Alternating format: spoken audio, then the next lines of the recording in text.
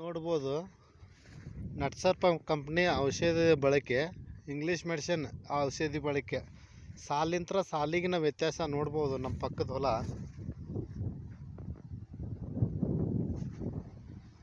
ಬಯೋ-19 ಸಿಮ್ರಿಚ್.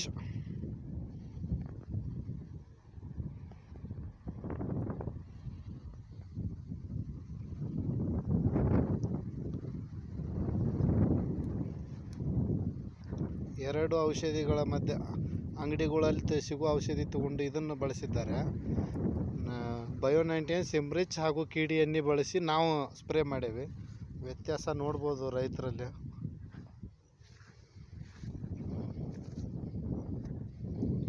ಪ್ರತಿಯೊಂದು ಈ ಗಿಡದ್ಲಿಂತ್ರ ಈ ಗಿಡನೇ ಬೇರೆ ಹೇಳುತ್ತೆ.